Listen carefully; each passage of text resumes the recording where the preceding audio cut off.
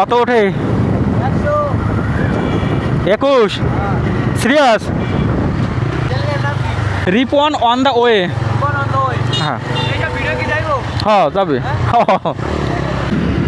সময়টা এখন 6টা 31। সারাটা দিন একটু একটু বৃষ্টি, আবার একটু একটু মেঘ, মানে ওয়েদারটা ভালোই লাগতেছিল। এখন পুরোপুরি আরও বেশি ভালো লাগতেছে, ঠান্ডা আবহাওয়া। তার মাঝে আবার রাস্তার পাশে সোনালি আঁশ, মানে পাস্ট, যেটা পাট বের করে ওই যে আঁশ মানে শুকাইতে দিছে, ওইটা সুন্দর স্মেল বের হচ্ছে, সুন্দরই লাগতেছে। এগুলো হচ্ছে গ্রামের একটা ভাইব, ভালোই লাগে। সবাই এগুলো যারা বিশেষ করে শহরে বড় হয়েছেন তারা এগুলো বুঝতে পারবেন না। এগুলোর মানে ফিলিংসই অন্যরকম একটা। আরও বিশেষ করে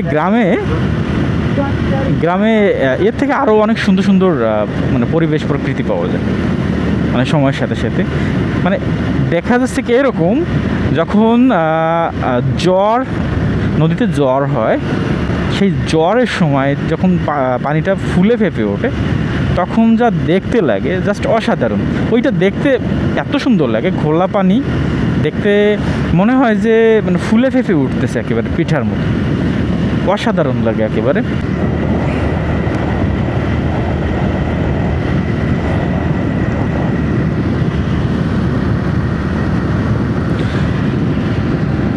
গ্রামে সকালবেলা একটা মজার ব্যাপার আছে, সেটা হচ্ছে বিলে শাপলা ফুল ফোটার যে দৃশ্যটা, এটা যারা গ্রামে থাকে একমাত্র তারাই অনুভব করতে পারে, এত সুন্দর।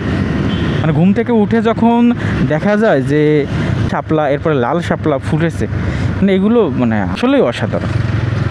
মানে নিজ চোখে না দেখতে পারলে না, মানে ওইটা বোঝা যায় না যে আসলে কতটা সুন্দর এটা।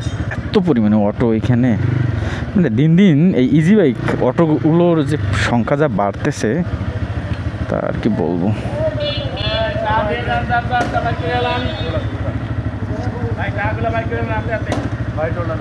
শাপলা ফুলের কথা বলতেছিলাম, মানে ঘুম থেকে উঠে সকাল 6টায় যখন বাড়ির সামনে যে বিল থাকে, সেই বিলের দিকে তাকালে যে বাংলা যে কতটা সৌন্দর্য, এটা বুঝতে পারবেন যে আসলে সুন্দর। আপনার সাদা ফুলে ছেয়ে গেছে সারা বিল, লাল শাপলায় ভরে গেছে, সাদা শাপলায় ভরে গেছে, মানে এতটা সুন্দর দেখতে, মানে একমাত্র গ্রামে যারা বসবাস করে তারাই বুঝতে পারবে।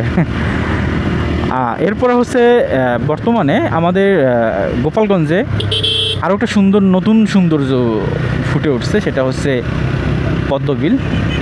অনেক সুন্দর, মানে ধরেন আপনি যখন যাইবেন পদ্মবিলে, তখন মনে হবে যে আপনি বার্সে আছেন, এতটা সুন্দর। প্রকৃতি উপভোগকারী একমাত্র মানুষজন গ্রামেই থাকে, গ্রামে ছাড়া এগুলো এই ফিলিংসটা পাওয়া যাবে না। এরপরে শীতের দিন সকালবেলা, মানে কুয়াশা মোড়া চাদর,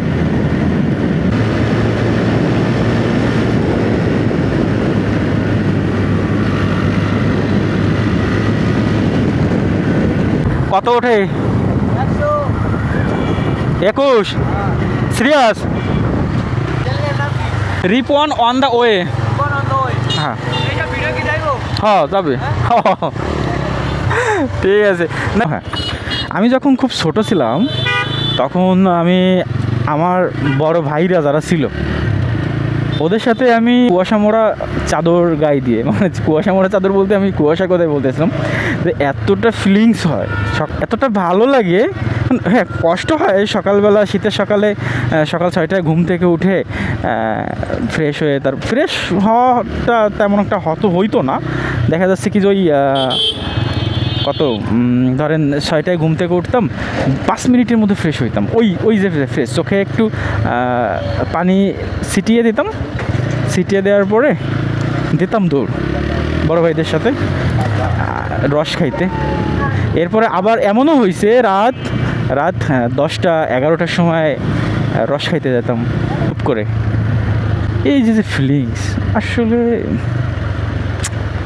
সে অনুভব করি যে এখন ইট পাথরের গাথা শহরে জীবনযাপন করতেছি, যে সময়টা ছিল ছোটোবেলায় যে কত সুন্দর মানে সময়, মানে ওই সময়টা আসলে খুব মিস করি, আমি খুব মিস করি। যখন আমি মনে পড়ে তখন আমার কতটা খারাপ লাগে, আমি তাই ভাবি না। আমার ছোটোবেলাটা অনেক সুন্দর আমি কাটাইছি, মানে আনন্দ ফুর্তি, এই যে ব্যাপারগুলো, চাইল্ডহুড মেমোরিজ যেটা, এই ব্যাপারটা আমি বলতে পারবো আমার ছেলেমেয়ের কাছে, নাতিপুতির কাছে, এগুলো বলতে পারবো যে আমার চাইল্ডহুড মেমোরি আসলেই সুন্দর। এখনকার ছেলেমেয়েরা কী করতেছে, স্কুলের ব্যবহারের কাজে মোবাইল লাগবে বিধায় এইটা বলে একটা মোবাইল কিনতেছে, কিনে সেইটা দিয়ে পাবজি খেলতেছে, ফ্রি ফায়ার খেলতেছে। এই যে ব্যাপারগুলো, এরা না আসলে মানে এমন একটা জেনারেশনের মধ্যে পড়ে যাচ্ছে যে এখান থেকে উঠতে পারবে না, এদের আর ওঠা কখনো সম্ভব না। মাঝে মাঝে দেখা যায় রাস্তার পাশে 10 থেকে 12 জন ছেলে পেলে, ক্লাস 8, 9 এরকম স্টুডেন্ট, দেখা যাচ্ছে মার ধর ফায়ার কর এরকম মানে শব্দ বের করতেছে, মানে তাও উত্তেজিতভাবে, হ্যাঁ, ধর খেয়ে ফেল, চিকেন ডিনার। হ্যাঁ, আরে এই যে এদের যে লাইফ, এরা কি বুঝবে?